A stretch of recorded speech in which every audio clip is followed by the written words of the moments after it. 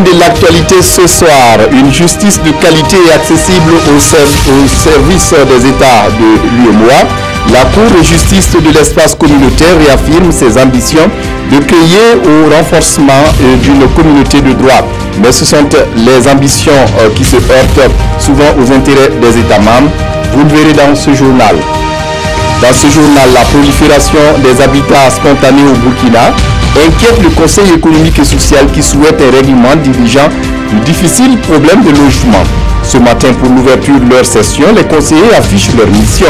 Ils vont procéder à une analyse diachronique de la situation. Les détails à suivre dans cette édition. Dans cette édition au Libéria, le processus électoral suspendu, le président de l'Union africaine et le président en exercice de la CEDEAO étaient dans le pays pour appeler la classe politique au calme suite à la décision de la Cour suprême de suspendre le processus électoral. Ce sont là les titres du 20h. Mesdames, Messieurs, bonsoir. Ravi de vous retrouver. Pour une justice de qualité et accessible au service des États de l'UEMOA, la Cour de justice de l'UEMOA fait sa rentrée ce matin devant un parterre de personnalités, dont le président du Faso, Roch-Marc Christian Kaboré. Les magistrats ont fait le bilan de leurs activités de l'année écoulée avant de décliner les préoccupations et les grands défis de l'institution. Des préoccupations dont le chef de l'État veut se faire le porte-voix auprès de ses pairs en vue de donner à cette entité toute sa place dans l'architecture juridictionnelle de la sous-région. Zoubabiel David Dabiré. Une justice de qualité et accessible au service des États de l'UEMOA. La Cour de justice de l'espace communautaire, fort de 8 membres, réaffirme à cette rentrée solennelle 2017-2018 ses ambitions de contribuer au renforcement d'une communauté de droit. Des ambitions qui se heurtent souvent aux intérêts des États membres. À cela s'ajoute la méconnaissance des textes par les citoyens et les conflits de compétences. Les pays de l'UEMOA étant également soumis à la Cour de justice de la CEDEAO et du traité OHADA. À cette rentrée donc, la présidente de la juridiction sous-régionale, Suzanne Joséphine Eba, plaide pour plus d'engagement des États en vue d'atteindre un objectif global, celui de favoriser l'intégration des peuples par la promotion d'une justice saine. Et pour atteindre cet objectif, la juridiction supranationale peut compter sur le leadership du président du Faso. De tout ce que nous avons tiré comme enseignement, plusieurs choses peuvent être dites. La première des choses, c'est la nécessité de vulgariser le droit communautaire pour que tout le monde puisse s'approprier et considérer que la Cour de justice est là pour régler les questions de droit communautaire. Le second aspect, c'est que, comme il a été noté aussi, il faut que nous dotions ces organes-là des moyens qui leur permettent d'assurer leur mission en tant que conférence des chefs d'État chargée donc de la réglementation générale au niveau donc de cette institution. Le troisième aspect que nous avons tiré également, c'est le fait que nous avons beaucoup d'instances qui sont superposées. CEDEAO, UEMOA, OHADA, il faut une certaine harmonisation pour éviter un enchevêtrement qui peut donner à tout le monde l'impression que c'est une cour où on perd beaucoup de temps sans avoir beaucoup de résultats. Donc ce sont des questions qui appartiennent à la conférence des chefs d'État et en tout cas je ferai en sorte que les différents points qui ont été évoqués, je puisse faire le plaidoyer auprès des pairs également pour que nous puissions trouver des solutions efficaces. Et l'engagement du chef de l'État est d'autant attendu que cette rentrée est placée sous le thème des défis et perspectives de l'institution. La Cour de justice de l'UEMOA est mise en place en 1995 et selon ses premiers responsables, sa méconnaissance ne favorise pas toujours sa saisine pour le règlement des litiges. Dans l'actualité ce soir, les conseillers du CES, le Conseil économique et social, ont procédé ce matin à leur rentrée pour la seconde session de l'année. Une rentrée placée sous le signe des débats sur la difficile question du logement décent au Burkina Faso. Le CES prévient, la montée des habitats spontanés dans le pays peut être une bombe à retardement si rien n'est fait d'ici là. Nyarkiteda. La prolifération des habitats spontanés inquiète le Conseil économique et social CES. Le phénomène est doublé d'une problématique de l'accès à un logement décent. C'est toute l'équation dont les conseillers se portent garant d'apporter des propositions de solutions à la faveur de la deuxième session ordinaire de l'année. Notre mission au cours de cette session sera de faire une analyse diachronique et prospective de la situation de l'urbanisation et du logement au Burkina Faso, d'apprécier les politiques et stratégies proposées. Les cités de la période révolutionnaire des années 83, l'aménagement des sites de Basenko, Ouagadémie, Lusaka, ainsi que les 10 000 logements et les 40 000 en cours sont autant d'actions posées par les différents régimes. De grandes actions certes, mais sont loin de solutionner efficacement l'offre au logement décent et abordable, avertit le président du CES, d'où l'occupation anarchique de l'espace par les habitats spontanés. Ces zones périurbaines, appelées communément non loties, sont caractérisées par de nombreux déficits socio-économiques et infrastructurels et sont potentiellement chrysogènes. Moïse Napon se réjouit en revanche du taux d'urbanisation au Burkina. 6,4% en 1975 contre 31,5% en 2016 et pourrait même atteindre 39,6% en 2025. Des chiffres qui ne doivent cependant pas faire perdre de vue la montée en puissance des habitats spontanés, une bombe à retardement selon le président du CES si rien n'est fait. Le ministère de la Justice, de son côté, veut sévir contre la corruption en milieu judiciaire et pénitentiaire. Un phénomène très complexe, mais le département de la Justice souhaite la tolérance zéro. Parviendra-t-il à le faire? La réponse avec Rachid Sawadougou. Pour mieux combattre la corruption au Burkina Faso, le ministère de la Justice, des Droits humains et de la Promotion civique sensibilise ici à Bobo Dioulasso les acteurs de son département sur le fléau. Une pratique qui a la peau dure dans plusieurs secteurs d'activité du pays. Vous savez que c'est un phénomène très complexe. C'est une infraction dont la preuve est difficile à rapporter. Je pense qu'un progrès a été fait, mais en milieu judiciaire, il faut la tolérance zéro. Parce que la justice, c'est le dernier rempart. On ne peut pas comprendre que le dernier recours, que le corrompu juge le corrompu. À travers leur communication portant sur l'inspection technique des services, les manifestations et les conséquences de la corruption dans les milieux judiciaires et pénitentiaires, les participants s'approprient les instruments juridiques.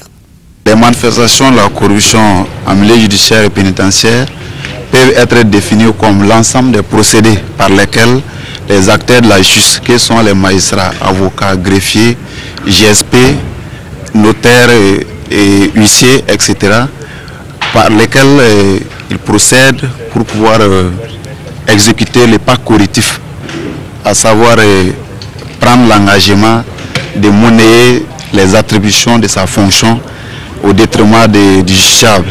L'ampleur du phénomène de la corruption a nécessité l'instauration par les Nations Unies d'une journée internationale de lutte contre la corruption. Une journée célébrée le 9 décembre de chaque année. L'ambassadeur des États-Unis au Burkina était chez le président de l'Assemblée nationale. Il est allé discuter coopération bilatérale. On l'écoute à sa sortie d'audience.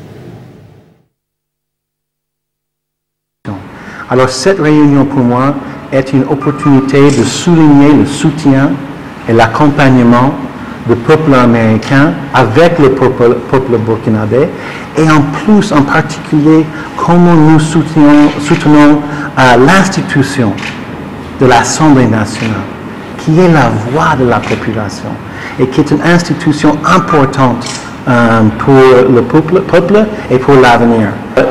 Son Excellence, Monsieur le Président de l'Assemblée nationale, a exprimé sa solidarité avec les Américains pendant cette période que nous passons. Et aussi, les Américains, nous, ont souligné notre solidarité avec nos intérêts communs pour faire face à cette menace terroriste. Et je dois vous dire que nous sommes ensemble. Nous sommes vraiment ensemble pour faire face à ceux qui ne partagent pas nos sentiments de tolérance, nos sentiments de la démocratie. Une association de la société civile de la place pense qu'il faut dissoudre l'INAPOL après le mouvement d'humeur des policiers. La même association crie également au complot après la publication d'une vidéo sur les réseaux sociaux impliquant le ministre de la Sécurité. Des détails avec Ismaël Sirima. Le mouvement d'humeur des policiers du mercredi dernier, un crime de lèse-majesté selon le MOCAD, le mouvement citoyen pour l'ancrage de la démocratie. Le mouvement soupçonne l'UNAPOL d'avoir incité les policiers à cette désertion momentanée et préjudiciable pour la sécurité nationale. Les responsables du MOCAD appellent ainsi à la dissolution du syndicat des policiers. Nous voulons qu'ils répondent devant les lois de la République. Ces policiers, tant qu'ils n'ont pas répondu devant les lois de la République, tant que le gouvernement n'est pas dissous, nous allons toujours continuer à rappeler le gouvernement que ce n'est pas un syndicat. C'est un syndicat de gouvernement parce que le gouvernement nous aide de se battre hors des règles prévues par la loi pour se battre. En plus de s'insurger contre la grève de l'UNAPOL, le MOCAD est revenu sur la vidéo du ministre d'État Simon Compaoré, arborant une arme de guerre et vêtu d'un gilet pare-balles. Et à ce propos, il pointe du doigt une manigance du chef de file de l'opposition politique. Nous demandons à ce qu'on arrête Zéphirine Diablé.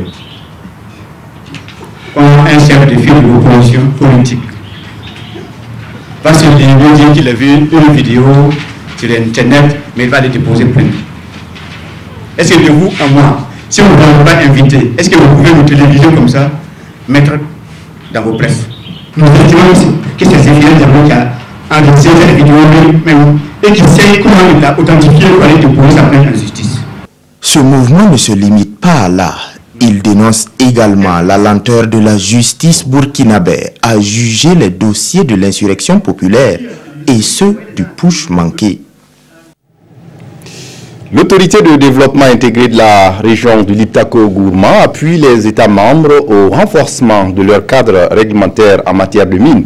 Pour l'autorité, le non-respect de la législation peut conduire à une difficile cohabitation entre exploitants et les sociétés minières. Kadissa Nogo.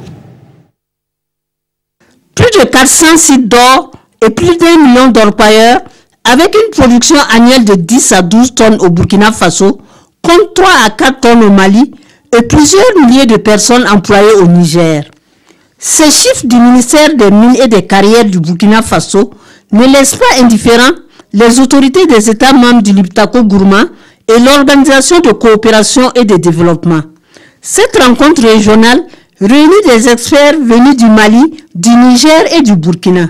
Pendant 3 jours, ils vont réfléchir sur des stratégies pour lutter contre les maux qui minent l'exploitation minière artisanale et à petite échelle dans les pays membres du Liptako-Gourma. Nous avons d'énormes difficultés par rapport à l'utilisation de produits chimiques prohibés, donc une agression sur l'environnement. Et nous avons des difficultés par rapport au travail des enfants et d'énormes difficultés surtout sur la traçabilité dans la commercialisation de l'or où on constate beaucoup de fraude. Si je prends le cas par exemple du Burkina Faso, à ce jour pour 2017, l'or exporté officiellement déclaré de l'ordre de 200 kg, alors que nous savons que la production artisanale atteindrait entre 10 et 12 tonnes. Donc toutes ces problématiques méritent beaucoup de réflexion pour que nous puissions trouver des solutions, j'allais dire idoines, qui permettent de les endiguer. Donc c'est cela l'objectif de cette rencontre. À la fin de cette rencontre, les participants espèrent trouver des solutions pour le sort de ce secteur dans les pays membres du Liptako-Gourma. Le ministère des Affaires étrangères et le Haut Commissariat des réfugiés des Nations Unies pour les réfugiés sensibilisent les réfugiés au Burkina. Il est question de les accompagner pour leur intégration. Bouma Ernest Nebié.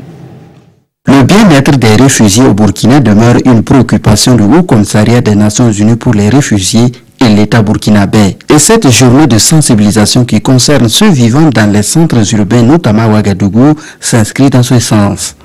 Dans la gestion des réfugiés, il y a l'aspect protection, il y a le rapatriement, il y a la réinstallation et il y a l'intégration locale. Pour réussir une intégration locale, il faut sensibiliser les réfugiés sur leurs droits et leurs devoirs. Et la forme la plus réussie de l'intégration locale, c'est la naturalisation. C'est une journée de sensibilisation qui devra permettre à ces réfugiés de mieux connaître leurs droits et devoirs, les coutumes et les traditions des populations hôtes.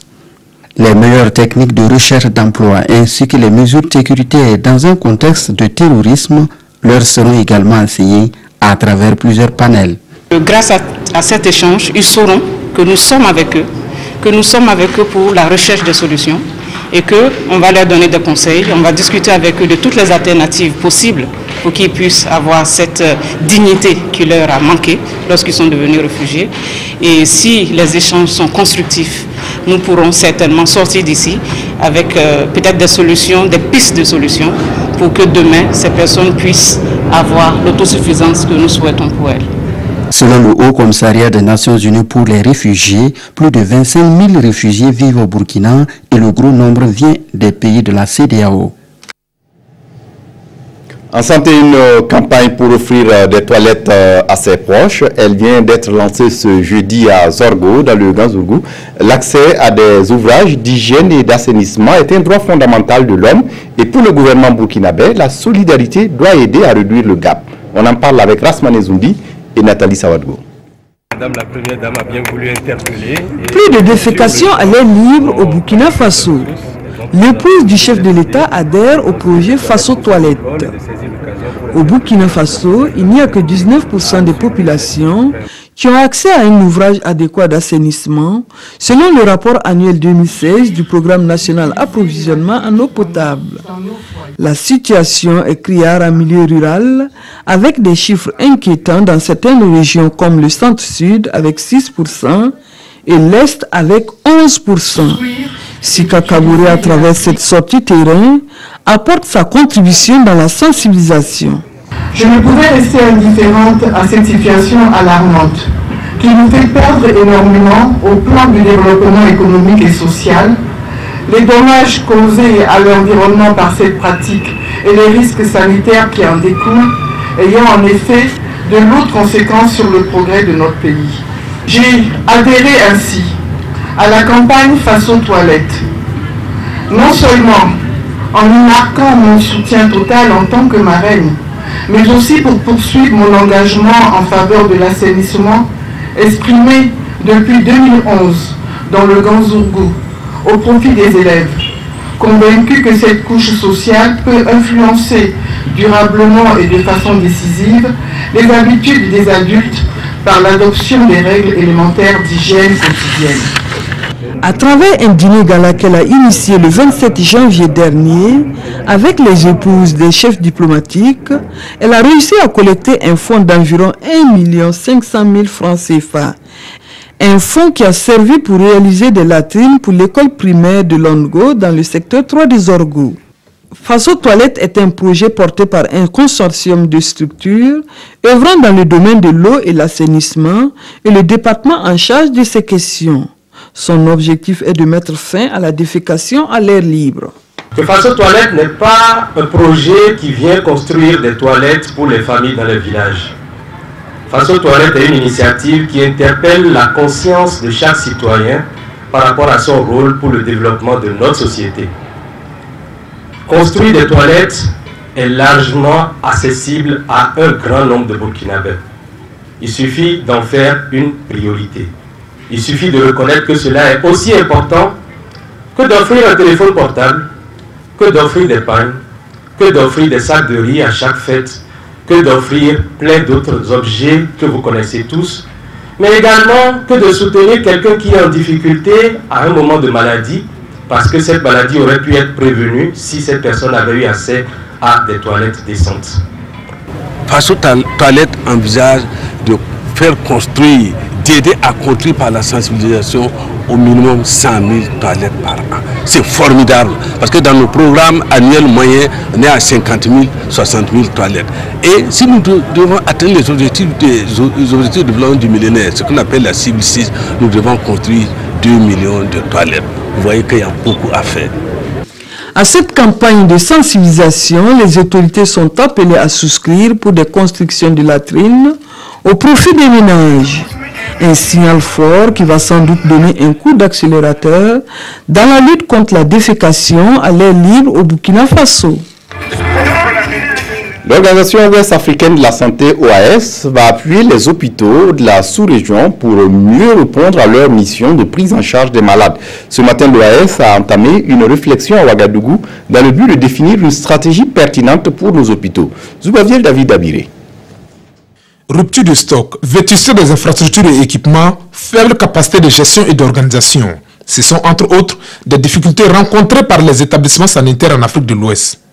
C'est le résultat de l'évaluation faite par l'Organisation ouest-africaine de la santé, OAS, sur la période d'août à septembre 2017. Des difficultés qui constituent, selon les premiers responsables de l'institution, une entrave à une offre de santé de qualité. Nous avons mis en place un système de consultation et les consultants sont passés dans plus de la moitié de ces pays-là pour voir concrètement et discuter avec les différents responsables au niveau national, mais aussi les responsables de ces hôpitaux. Nous avons ciblé des hôpitaux nationaux de référence pour voir un peu les problèmes qui s'y trouvent, car résoudre les problèmes au niveau des hôpitaux nationaux, c'est résoudre les problèmes de l'ensemble des systèmes hospitaliers de chacun des pays. Et pour garantir le droit à une santé de qualité pour les populations, ces acteurs de la santé de l'OAS et de l'espace CEDEAO réfléchissent à des stratégies afin d'améliorer les performances des systèmes de santé dans l'espace CEDEAO. Cet atelier est très important pour nous parce que c'est une évaluation qui a été faite en août-septembre et va donc nous permettre ensemble dans l'espace CEDEAO de réfléchir sur donc les constats qui vont être présentés et donc ensemble de trouver des stratégies, des mécanismes pour permettre donc aux populations d'avoir accès à des services de soins de qualité tels que bien sûr les États le souhaitent. Cette rencontre entre dans le cadre du programme de gouvernance des systèmes de santé des pays membres de la CEDEAO. Les participants espèrent que la feuille de route qui en découlera pourra permettre à tous de vivre en bonne santé dans l'espace communautaire. Et puis un tour sur l'aide d'exposition de la foire internationale multisectorielle de Ouagadougou qui bat son plein depuis le 27 octobre dernier. Une foire destinée à la promotion de nouveaux produits et services du Burkina. Tanga Robert Kafando. Des mains à vous faire saliver. Nous ne sommes pas dans un restaurant, mais plutôt sur le site du Siao à la foire internationale multisectorielle de Ouagadougou. Ici, le Pakistan démontre son savoir-faire en matière d'équipement et d'art culinaire. Salsa poulet, viande, poisson, riz, couscousi, 100 000, 20 minutes. Salsa regardez, salsa VP.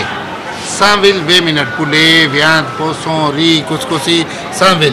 Salsa VP, salsa braisé pour Pakistan, c'est braisé, salsa gaz. Un peu fire, et sachet loup. Et sachet loup, salsa poulet, viande, poisson, 100 000. Et non loin de là, ce sont des meubles made in Egypt. La foire internationale multisectorielle de Ouagadougou a ouvert ses portes le 27 octobre dernier et se referme le 5 novembre prochain.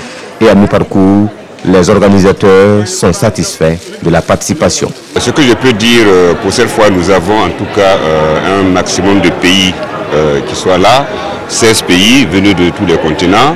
Bon, nous avons également tous les produits et à mi-parcours, nous pouvons dire que la foire se déroule bien. Tous les stands sont toujours occupés. Vous savez que ceux qui étaient là pour l'emballage sont partis, mais immédiatement, il y a eu une affluence que nous n'avons pas pu satisfaire le reste des gens. La FIMO est à sa 4e édition et se tient cumulativement avec le forum sur l'emballage.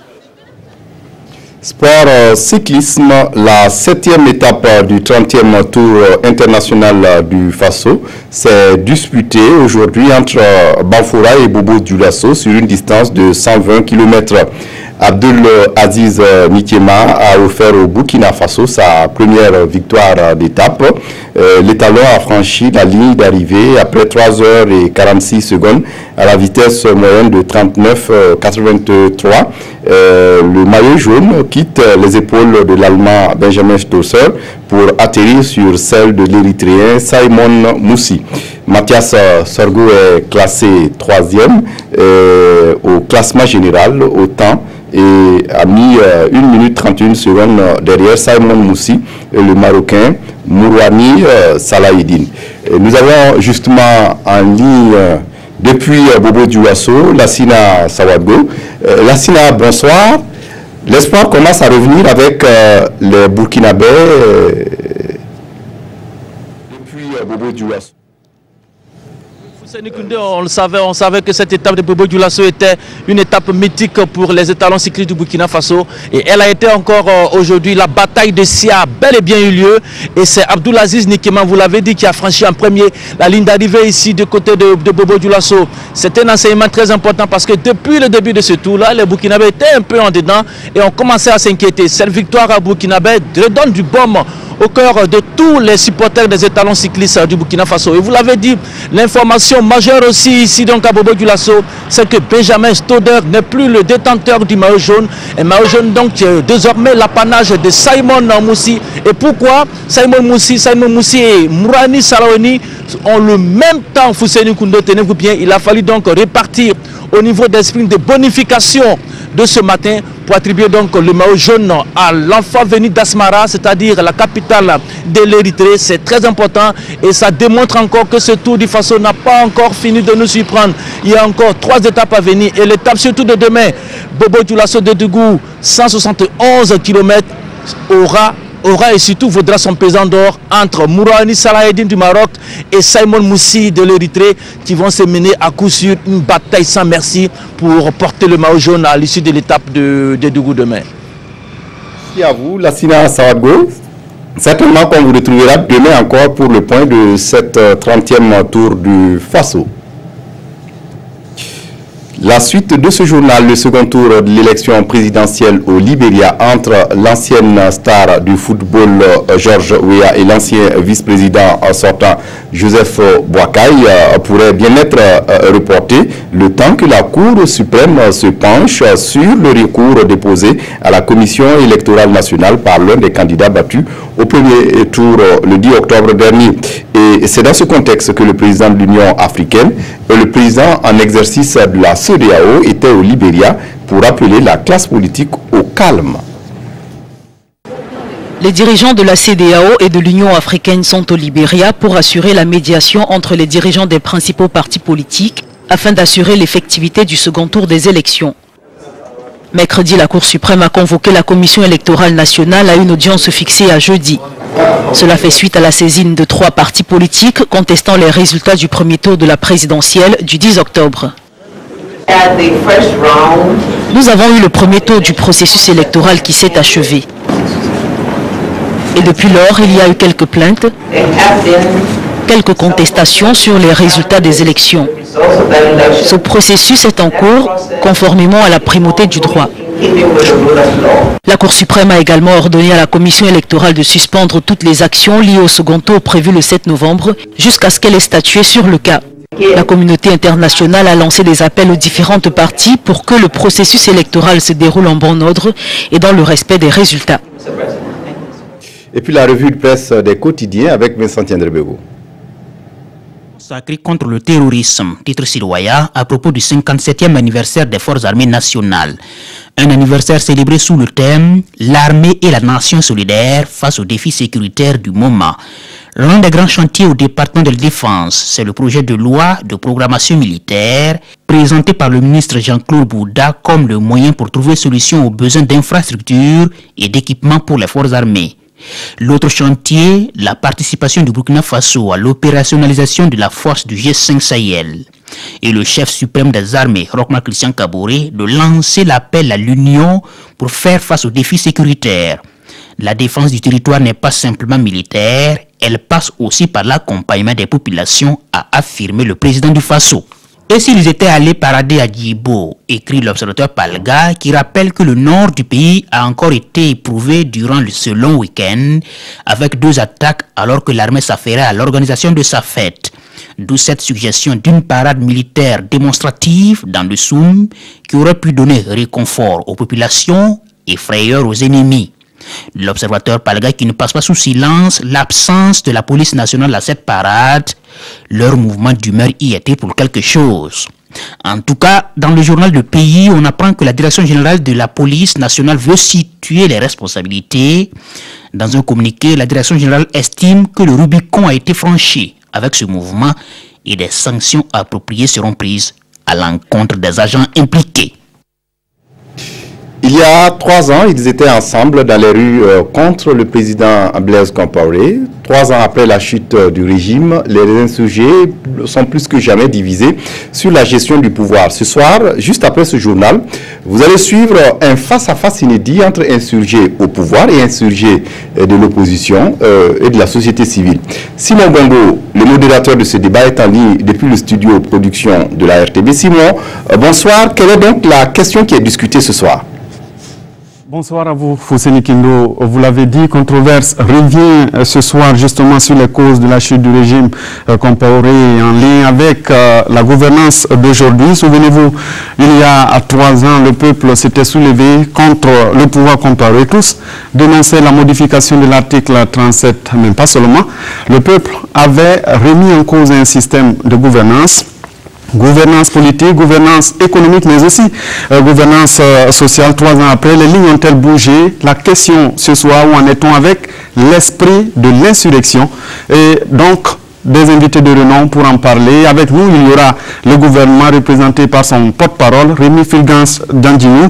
Avec nous aussi, il y aura Bassolman Bazier de l'unité d'action syndicale. Ce soir, Émile Paré du MPP et aussi Jean-Léonard Bouddha de l'UPC. Ne bougez surtout pas, puisque vous avez la possibilité d'intervenir dans cette émission au 25 40 79 03 ou postez vos messages sur www.facebook.com/controverse-RTB. Fousseni Kindo, rendez-vous tout à l'heure à 21h. Merci à vous, Simon Bongo. Rendez-vous est donc pris pour 21h. Et ne bougez pas, Venozine, le magazine sur le tour du Faso, vous sera proposé tout à l'heure, juste avant Controverse, à 20h45. Je dis bien 20h45. Merci de votre attention. Très bonne suite de programme sur la RTB. Au revoir.